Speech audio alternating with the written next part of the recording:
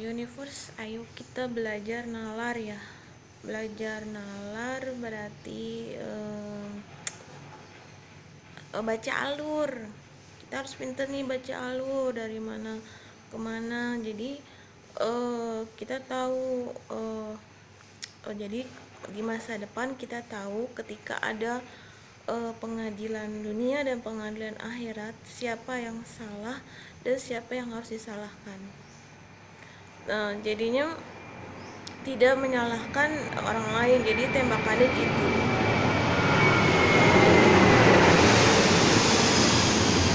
Kan kita udah tahu nih proses kehidupan ini asalnya dari mana. Kita manusia kan dari agama tuh kita dari Adam dan Hawa ya.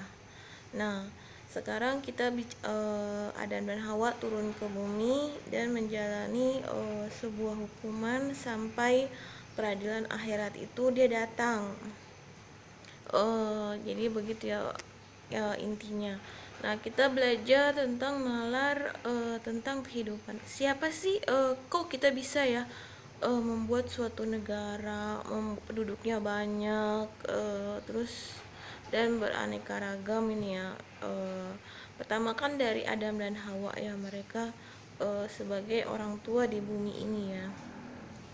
Nah, kita tahu mereka telah berbuat salah, yaitu telah memakan buah sehingga mengakibatkan mereka apa keluar dari surganya Allah, ibaratnya masuk ke turun ke bumi untuk menjalani sebuah hukuman sampai pengadilan akhirat datang. Jadi kalau kita melihat seorang anak disakiti oleh kedua orang tuanya, anak dibuang oleh kedua orang tuanya, apakah itu benar? Itu salah ya. Sebenarnya karena mungkin mereka bilang ini kan udah telanjur, saya nggak punya uang, saya nggak punya itu untuk membiayai anak saya, jadi saya jual atau saya ke orang lain saja yang bisa mampu membiayai. Itu salah. Karena pada dasarnya itu adalah sebuah tanggung jawab ya.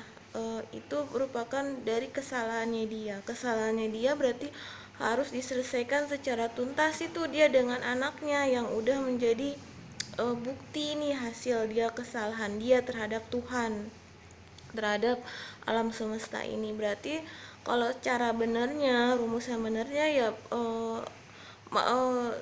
maupun ekonomi susah ataupun enggak, itu kewajiban orang tuanya mengurus anaknya sampai pol, dan kewajiban anaknya mengurus orang tuanya juga sampai pol, sehingga tidak membentuk suatu karma. Itu adalah rumusan nih kalau kita baca data. Jadi bukan karena kita nggak punya uang kita buang anak, kita jual anak sehingga si anak itu nanti kehidupannya enak, enggak. Jadi nanti dia akan menjadi, walaupun dia enak juga nanti dia akan membenci kedua orang tuanya kalau dia dibuang. Dan bisa jadi walaupun dia enak, dia lama-lama kan karma itu jadi sampai hari kiamat. Nah, itu akan dimanfaatkan oleh iblis ya kalau ketika seorang anak dibuang oleh orang tuanya. Nah, sekarang gini, di zaman era sekarang ini siapa sih yang ingin minta kawin ya? Yang ibaratnya pasti kan kedua orang tuanya ya, dari kedua orang tuanya yang minta kawin sehingga anak itu, sebuah embrio itu terjadi gitu. Saya minta kawin seperti orang tua saya pengen nyoba ini seperti orang tua saya. Akhir kata sebuah embrio itu terjadi karena ada pertemuan sel jantan dan antara pertemuan jantan dan betina. Nah, untuk sebagai orang tua janganlah menyakiti sekondisi apapun, sesusah apapun si anak itu, dari dia bayi sampai dia besar diurusin tuntas, dan anak pun juga tuntas pol mengurus kedua orang tuanya. Jadi totalitas ya keduanya, antara kedua orang tua dan antara anak. Jadi harus baca kondisi juga nih, kan dia udah besar, dia harus disapi ya benar, tapi lihat kondisinya, apa benar memang harus disapi atau tidak harus disapi. Jadi kalau kita mau menyapi sebuah anak gitu ya, itu lihat kondisinya, jangan kita menyapi tapi kita membuang mereka ke neraka gitu ya.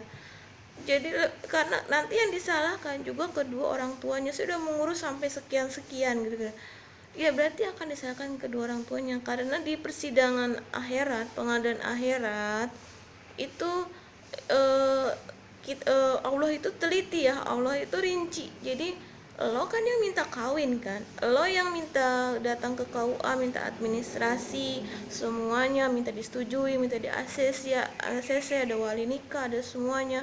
Tiba-tiba lo punya anak, lo buang anak, berarti kan lo salah gitu ya. Intinya dalam bahasa bahasa eh, bahasa kita pergaulannya begitu kan, salah gitu. Maupun anak itu sebagaimanapun tetap diurusin sampai totalitas, dan anak pun walaupun orang tuanya sebagaimanapun tetap diurus sebagai totalitas, sehingga kedua relasi ini ya tidak membentuk sebuah karma ya. Karena saya orang IT, jadi saya baca relasi, saya suka baca data gitu ya. Jadi tidak membuat suatu karma yang ibaratnya jadi dimanfaatkan oleh iblis. Nah ini nih jadi pecah nih hubungan antara orang tua dan anak, anak dan orang tua. Si anak pun juga nggak tahan, dia mungkin bertahun-tahun lamanya disakiti oleh kedua orang tuanya, dan orang tua mungkin juga tidak tahan kalau misalnya ada kasus dia disakiti oleh anaknya. Jadi sama kedua relasi karma ini, kalau dibandingkan kalau mereka ya, lebih baik saya bilang kalau tuntaskan sampai selesai dan lihat baca kondisi sebelum menyapi ya. Jangan menyapi jangan menyapi sesuatu itu yang mengakibatkan si buah hati yang punyanya si orang tua itu masuk ke jurang, yang mengakibatkan orang tua juga ikut ke jurang neraka. Jadi seperti itu. Kalau Anda pintar ya Anda baca data. Saya sih kan sebagai orang IT dan membaca alur ya, selain saya juga. Jadi ini sebenarnya kan karena simbol saya universe, jadi saya mau beritahu saya sih nggak pernah beranak ya, tidak agresif terhadap laki-laki juga. Kalau saya disuruh nikah ya saya nikah, tapi kalau suruh nggak nikah sama Allah, saya nggak nikah. Saya termasuk kategori yang sabar, karena yang pertama urusan keluarga saya sendiri aja waktu saya kecil, waktu saya lahir itu banyak kasusnya ya. Jadi saya tidak bisa meninggalkan kedua orang tua saya juga dalam kondisi susah, senang, kaya, miskin. Tidak, walaupun dalam sendiri saya kok ternyata pengorbanan si Ratna nggak ada masalah kalau saya pada akhirnya nggak menikah. Tapi kan kalau rezeki itu memang harus dicari ya. Kalau rezeki itu harus dicari, jadinya sebagaimanapun juga walaupun sambil mengurus orang tua, rezeki itu harus dicari. Saya juga punya kemarahan sama kedua orang tua saya ya, kenapa dulu saya di psikis saya tuh ibaratnya disakiti, tidak disayang, terus dipilih kasih sampai dewasa, tidak dianggap dan diabaikan begitu aja.